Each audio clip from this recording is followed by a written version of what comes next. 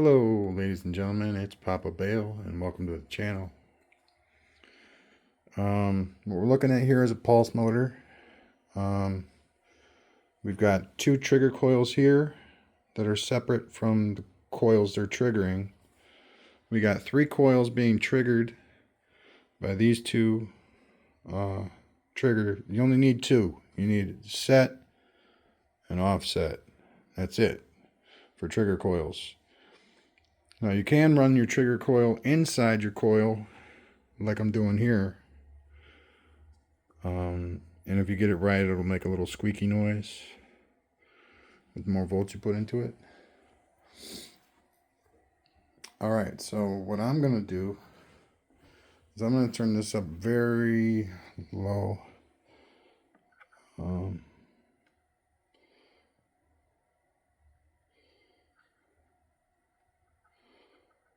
We're going to go up and we're going to turn it down a little bit. And we'll go 250. Keeps going down.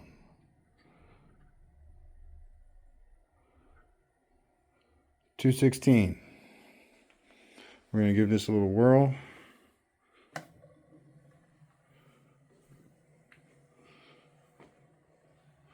We're going to see if it'll go at 216. Here we go.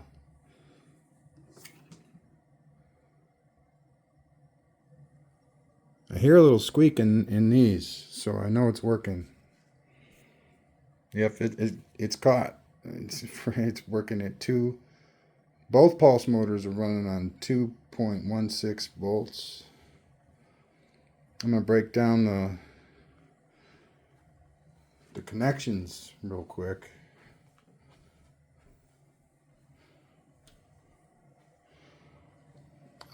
This coil is a trifecta coil. It's wound. Let me see. All my coils currently are counterclockwise. And the series circuit is completed with this connector. Power goes in here, connected to the tip 142, which is a transistor in the breadboard here.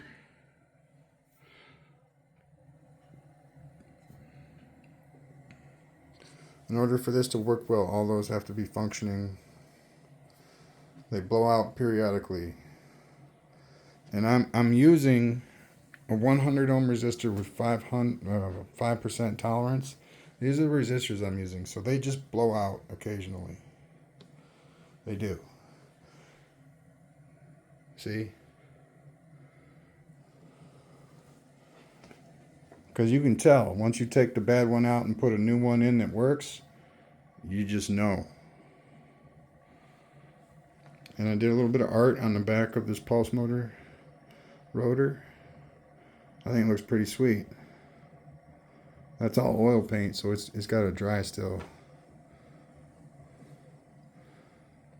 And this rotor has got magnificent flywheel capabilities. I'm talking like 40-50 minutes after stopping the motor, it's still going. Like, not the same speed, of course, it's going to slow down, but it's still going.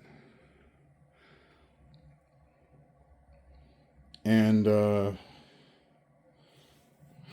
wonder if I should try that, like having a coil set up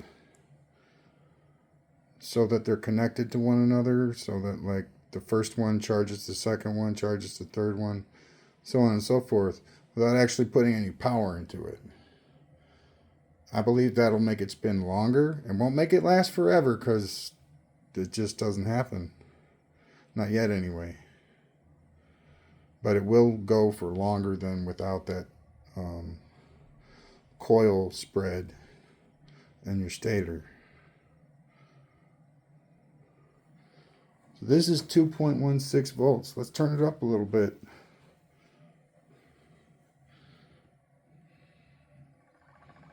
You can hear that now.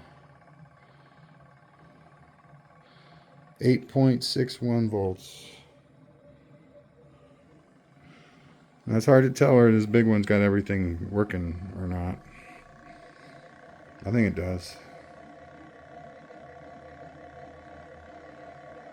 Oh yeah, wow, that's so cool.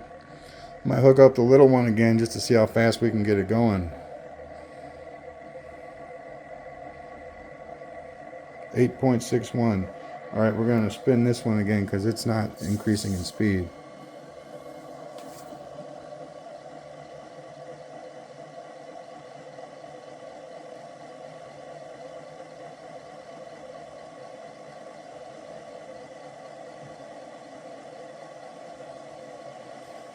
See, it's the big one. It's only got like so many turns in it.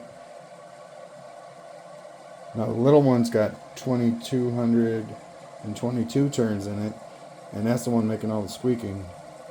But when that one gets this thing going fast enough to trigger that one, then you start seeing some serious shit. Look at how fast that bad boy is going. That's amazing. Awesome. I'm going to cut it back just because it's resting on a coupler.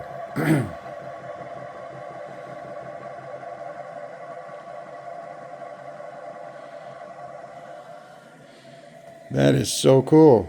That is cool. And I'm telling you right now, this one has better flywheel capabilities than this one, even with a toroid magnet on it. I have no idea why, but it's just, I think it's the 9 magnet 40 degrees of separation that actually does it.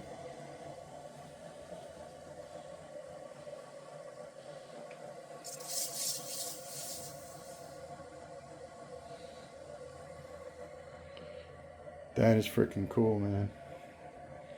That is freaking cool.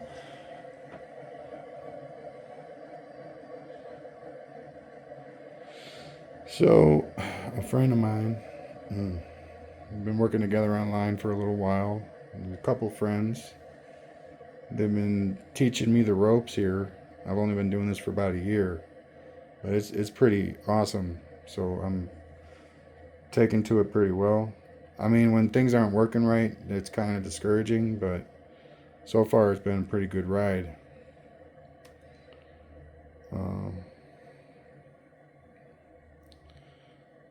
Yeah, I had a point, but it's okay. This is fantastic. Having this big one spin like that, so cool. Now, if I put a toroid magnet on the bottom of that one instead of having it rest on that coupler, it has to be dead center, or it's going to shake the table like mad.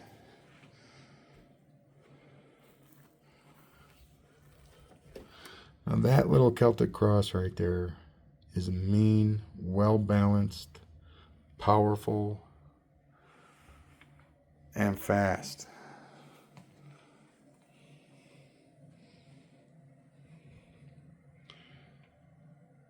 So cool. So cool.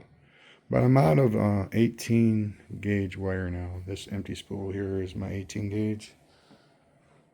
So I'm not going to be able to run any more trifecta coils with the 18 gauge right now. I have 14 gauge though.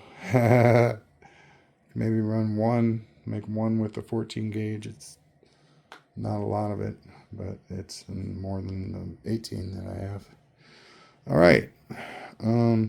So I'm going to switch that rotor around, and yeah, man, we're going to check it out.